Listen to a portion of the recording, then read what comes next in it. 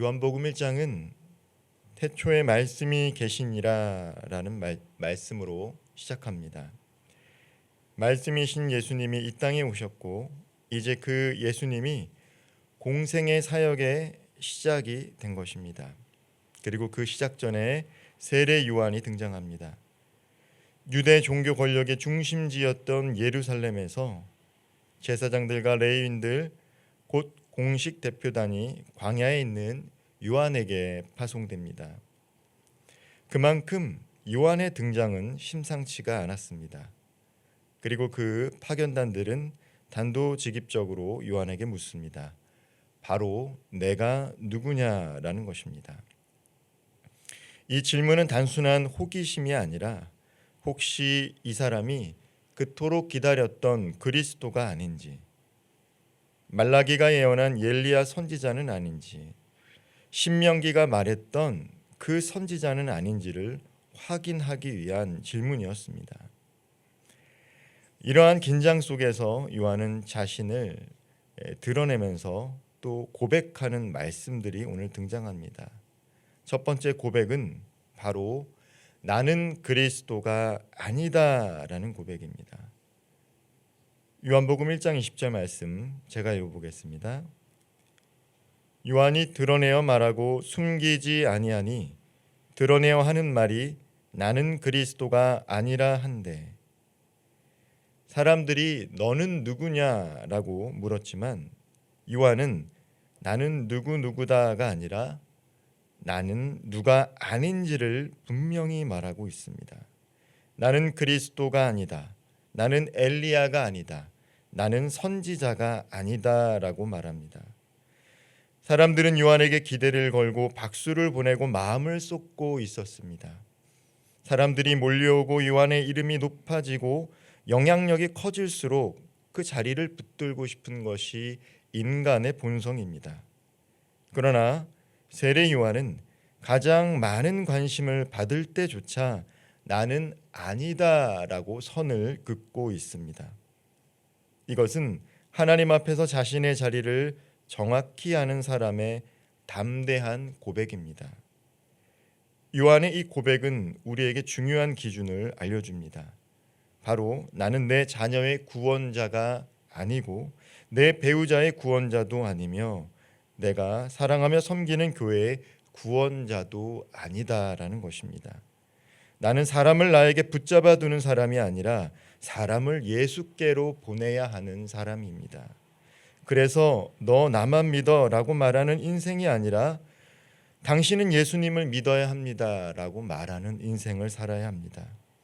대표단이 내가 그리스도도 엘리야도 그 선지자도 아니면서 왜 세례를 베푸느냐라고 묻자 요한은 나는 물로 세례를 베푼다라고 대답합니다. 이 말 속에는 나는 물로 씻길 수 있지만 죄를 사할 수 있는 능력은 없다라는 것이죠. 나는 설교를 통해 사람의 마음을 감동시킬 수 있지만 설교를 통해서 그 마음을 거듭나게 하는 분은 성령님이다라는 것을 말하고 있는 것입니다. 분명한 자기 한계와 인식이 담겨져 있는 고백입니다. 부모로서, 사역자로서, 또 교회 부서장과 인도자로서 우리는 이 경계를 분명히 알아야 합니다. 내가 할 수 있는 일의 영역에 최선을 다해야 되지만 인간이 결코 할 수 없는 영역은 예수님께 맡기는 것. 이것이 바로 세례 요한이 고백했던 것처럼 나는 그리스도가 아니다라는 고백을 통해 우리가 배울 수 있는 메시지입니다. 둘째로 세례 요한은 자신을 나는 광야에서 외치는 소리다라고 고백합니다. 요한복음 1장 23절의 말씀 제가 읽어보겠습니다. 이르되 나는 선지자 이사야의 말과 같이 주의 길을 곧게 하라고 광야에서 외치는 자의 소리로라 하니라.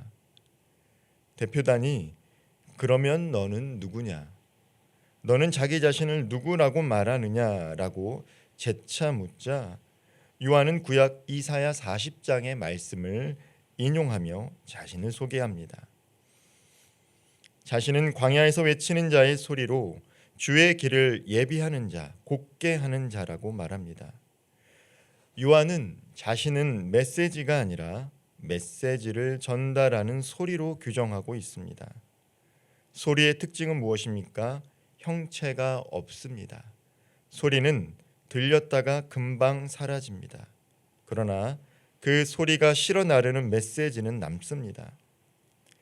세례 요한은 자기 존재를 소리에 비유하면서 나라는 사람은 무대에서 사라져도 괜찮다. 다만 나를 통해 예수님만 드러나면 된다라고 말하고 있습니다. 이 고백은 우리 가정과 교회 그리고 일터에서도 적용됩니다. 나는 말씀이 아니라 말씀을 전하는 소리입니다. 가정에서는 부모의 목소리를 통해 예수님의 마음이 들려야 합니다. 교회에서는 우리의 섬김을 통해 예수님의 사랑이 전해져야 합니다. 일터에서는 우리의 태도와 성품을 통해 예수님의 향기가 드러나야 합니다. 이것이 바로 소리로 사는 삶입니다. 소리는 사라져도 괜찮습니다. 말씀만으로 남으면 됩니다. 말씀이신 예수님만 남고 드러나면 되는 것입니다. 세례 요한은 자신을 낮추는 또 하나의 고백을 덧붙입니다. 내 뒤에 오시는 이가 있는데 나는 그의 신발끈을 풀기도 감당하지 못하겠노라.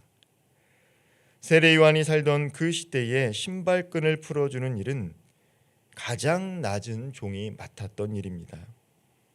그런데 요한은 자신이 아무리 많은 사람에게 세례를 베풀고 많은 사람이 자신을 따르고 있어도 예수님과 비교하면 가장 낮은 종의 자리, 신발끈을 푸는 일조차 감당할 수 없는 존재라고 담담히 고백하고 있습니다. 이것은 과도한 자기 비하가 아니라 하나님 앞에서 자신의 위치를 정확히 아는 자의 고백입니다.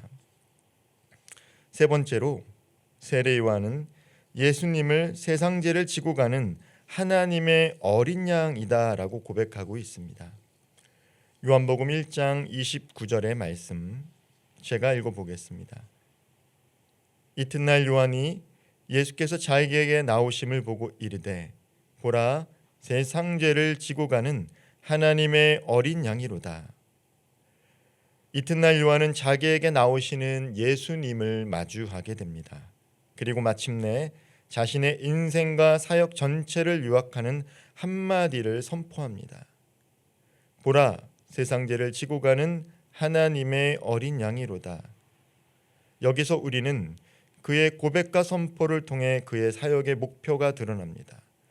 사람들의 시선을 자신에게서 예수님께로 옮겨주는 일, 사람들의 입에서 요한이 대단하다라는 말이 아니라 예수님이 누구신지 알게 되었다라는 고백이 나오게 하는 것이 그의 사역의 목표였습니다. 그래서 그는 나를 보라가 아니라 보라, 그분을 보라, 예수님을 보라 외치고 증거합니다. 참된 증인의 삶은 결국 사람들의 시선을 나에게 고정시키는 것이 아니라 예수님께로 돌려주는 삶을 살아가는 것입니다. 우리의 가정과 교회 또한 그래야 합니다. 가정에서 자녀들이 우리 엄마 아빠 대단하다라고 여기면 그것은 반쪽의 성공입니다. 우리 엄마 아빠를 통해 우리 부모님을 통해 예수님이 보여야 합니다. 교회에서도 마찬가지입니다. 우리 목사님, 우리 부서장, 우리 인도자 대단하다, 좋다라고 말하면 안 됩니다. 그것만으로는 부족합니다. 목사님을 통해 부서장을 통해 재직들을 통해 인도자를 통해 예수님이 보이는 교회가 되어야 합니다. 우리의 인생의 출발도 과정도 결론도 예수님에 대한 이야기입니다. 오늘 우리의 설교도 간증도 사역도 삶의 이야기 마지막에 반드시 그래서 예수님은 누구신가라는 질문과 고백으로 끝나야 하는 것입니다. 이것이 바로 소리로 사는 종의 삶인 것입니다. 말씀을 맺겠습니다. 세례 요한은 자신이 누구인지 그리고 누구가 아닌지를 분명히 알았고 예수님이 누구이신지를 선명하게 증언했습니다. 첫째, 그는 나는 그리스도가 아니다라고 고백함으로 자신의 자리와 한계를 알고 사람들을 예수님께로 보냈습니다. 둘째, 그는 나는 광야에서 외치는 소리다라고 고백하므로 자신은 사라져도 말씀 되신 예수님만 드러나면 된다고 인정했습니다. 셋째, 그는 예수님을 세상 죄를 지고 가는 하나님의 어린 양이라고 고백하므로 자신의 사역과 인생의 방향을 온전히 예수님께 맞췄습니다.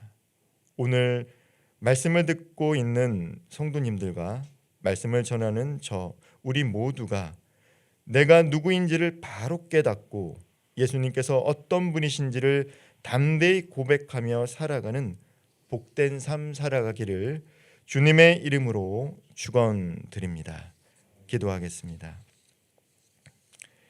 사랑의 하나님, 사람들의 기대와 시선 속에서 자신을 드러내려는 마음을 버리고 예수님만 높이며 주님의 길을 예비하는 소리로 살아가게 하여 주옵소서. 내 말과 행동을 통해 오직 말씀 되신 예수님만 전해지게 하시고 나의 삶이 예수님을 가리키는 지표가 되길 원합니다. 오늘 삶의 자리에서 세상 죄를 지고 가신 하나님의 어린 양 예수만 증거하고 예수님만 드러내는 복된 삶 되게 하여 주옵소서. 예수님의 이름으로 기도합니다. 아멘.